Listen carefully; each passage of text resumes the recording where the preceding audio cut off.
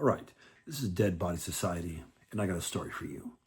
In 2010, a probation officer by the name of Wes Jackson arrives at the house of one of his guys, the guys he oversees, and asks to step in the house.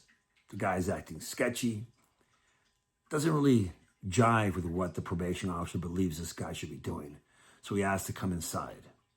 After he's allowed inside, the probation officer immediately notices in an ashtray a bullet. He tells the guy to put his hands on his head, cuffs him, and then he starts going through his pockets. In his right pocket, he finds a cutout from a newspaper where they're advertising a gun, and there's a phone number there. He calls the guy's number and asks, "Hey, do you still have the gun that you have for sale?" The guy said, No, I sold it. I sold it to an older guy by the name of Joe Naso.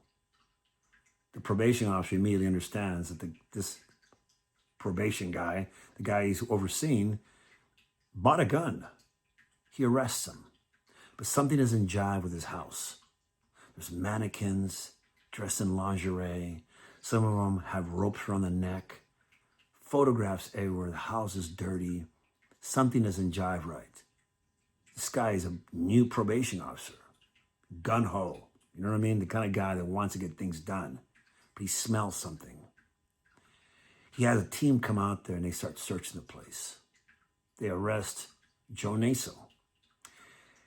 And they find a number of things there. Photographs of women that look deceased. Photographs of naked women. The guy's obviously a photographer. But the photographs don't jive with someone who's just taking photographs. The women look dead. Tries to talk to him, the guy, Joseph Naso, about it. He won't talk. So they arrest him. But the team goes in there and starts searching. And they find, after all this stuff, journals that talk about multiple rapes in the hundreds, starting in 1951. And they find what looks like a list. This list of 10 entries talk about girl from Hillsburg, girl from Port Costas, just vague things like that. They believe they're onto something. So while this guy's in jail and they violate him for a year, a task force is put together. Turns out the little old man is a serial killer. His name is Joseph Naso. He is known by different names because no one knew he existed till after. Some guys call him the Initials Killer. He's been known as the Alphabet Killer. Why? Well, because some of his victims, a lot of his victims, their names match their first name and last name. For example, Billy Bauer or Carmen Colon, okay? The reason that this guy was related to the Alphabet Killer of New York is because one of the little girls that died or were murdered was a girl named Carmen Colon.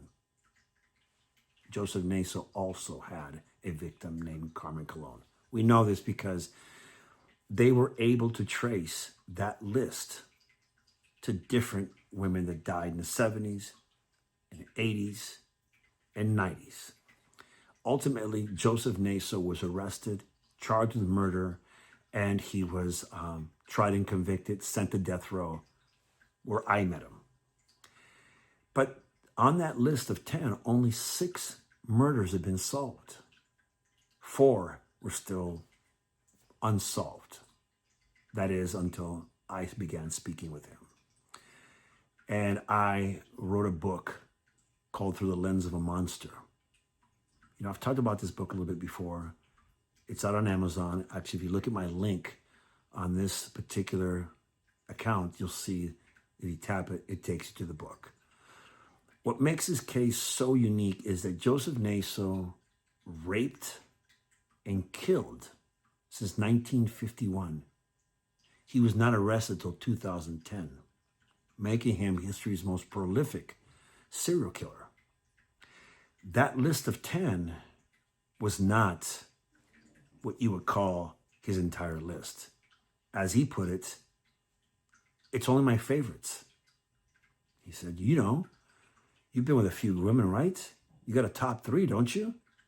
My answer was, of course. He says, I've been with hundreds of women. That's my top 10 that I killed. So I needed to find out. At the time, there was no expectation of ever getting out of prison. I was on death row. So for 10 years, I studied him, I researched him, I spoke to him every day. I was the ADA worker, the American Disabilities worker. So I basically pushed him around in a wheelchair, and he told me all the stories, which are in this book. This book is the only book of its kind, Through a Lens of a Monster, by me, William A. Noguera. This book tells you how I got the stories from him, what the stories were, every detail, the notes are in here, everything, and his confessions to me. He wrote them on paper for me. He tells me who the girl from Berkeley is. In his writing, tells me how he killed her, what he did with the body, how he picked her up. Everything is in this book. This is a one-of-a-kind book because true crime writers don't serve 40 years on death row like I did. It is the kind of book that true crime readers have to read. It is a book that tells you why a killer kills. What is his reasoning? What is his logic? What makes him tick? It's not speculation. It's not what most writers write about. They think, they read a trial transcript, and they come up with their own conclusions. These conclusions come from the serial killer himself, Joseph Naso. Now, is he the alphabet killer from New York? He says he's not. I'm investigating now to figure out if he murdered those 3 little girls, which makes him a pedophile as well. We know that he murdered 10 women in that list. I was able to discover that he killed 26 women, which again, I am also working on. The book solves a number of murders that have never been solved before. They were actually unsolved for 50 years. The book, what I wrote about him is his entire history. It's a memoir as much as about me, how I got the stories, because it took me 10 years to get the story, to write the book. Another 2.5 years, almost 3 years, to put together a television series on this particular killer. It's called Death Row Confidential. But Death Row Confidential talks about what happened after all this stuff is found. If you want to know the details about how I got this guy to talk to me, how I isolated him, all the things that happened on death row, killings, stabbings, are in this book. They also tell about how I isolated him psychologically in order to get the stories. As I said, the book is one of a kind. And I'm not saying this because I wrote it. Look at the reviews. People will speak about how I wrote this book and what it reveals.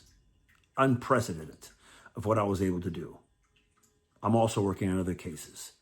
But if you want to know about the most demented, the most prolific serial killer of all time, it's Joseph Naso. But you've never heard of him, have you? You know why? Because his best trait, his number one trait, is that he walks in a room and you forget him immediately. He's not too tall, not too short. He's not imposing. He's the guy you forget immediately.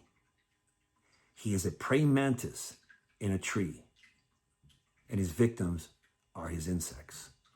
You gotta understand what this guy's about. We hear of Jack the Ripper. We hear of all these different killers. Richard Ramirez, he killed about 15 people, well, a few more, but we'll get into that later. But he got attention because he did it in such a quick span. He exploded onto the scene and he kept chasing the high. Joseph Naso was very calculated. He'd stalk a victim for a week, for a year, until he thought it was the right time. When he felt and it confirmed what he believed she was. And then he went to work. This guy was calculated.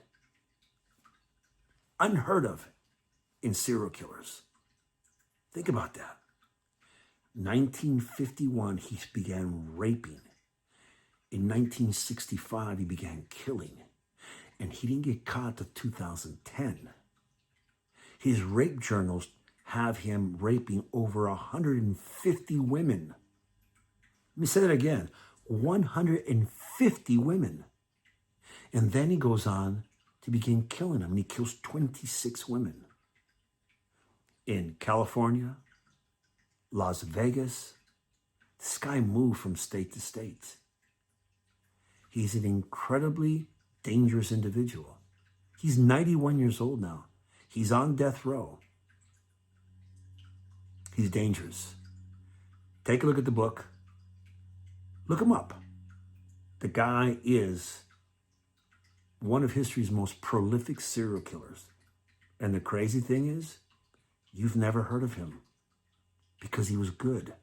Those serial killers that kill, they do so for a year or two, and they get caught, they get the attention because the media knows about him. And they name him the Night Stalker, the Golden State Killer, the Freeway Killer, the Torso Killer, because they're looking for him. They have people's attention. This guy flew under the radar. He killed again, and killed again. And no one ever figured out that he was working because that's how good he was. You want to read about a serial killer that really catches your attention, not just the glitz and the glamour? Read about this Joseph Naso guy. History's most prolific serial killer that you've never heard about. Take a look at him. The book's called Through a Lens of a Monster. It can be found on Amazon, hardback, softcover, ebook, and coming soon audiobook. Check it out. That's my story for today. It's the story of how I got one of history's most prolific serial killers to tell me everything. Everything. How he killed, what he felt as he was killing, what he was thinking. All of that is covered in this book. This book is an unprecedented look inside the mind of a serial killer. Not speculation. The words come directly from him. And here's the craziest part. He wasn't in an interview room with cops surrounding him where he was making up stuff. He was talking to another guy on death row who was also convicted of murder. Because I was there for that. I was ultimately exonerated for doing it under the circumstances where I was convicted of, which was financial gain. That was proven to be untrue. The guy they used against me lied. Judges agreed, and they allowed me out. But he thought he was talking to another killer just like him. No filters. And if you're one of those persons that doesn't really like to read about bad things, don't read the book. It's extremely raw. It's brutal. But it gives you real insight into the mind of a serial killer, which is what true crime is truly about. Not speculation, not glitz, glamour. It's about what the killer's thinking, what he does. This book teaches you how a killer actually stalks, how he actually moves, what are his interests, what piques his interests, what's his signature, what is an MO. This book breaks it all down. So until next time, be safe, be aware of your surroundings. Your life could depend on it. We'll see you next time.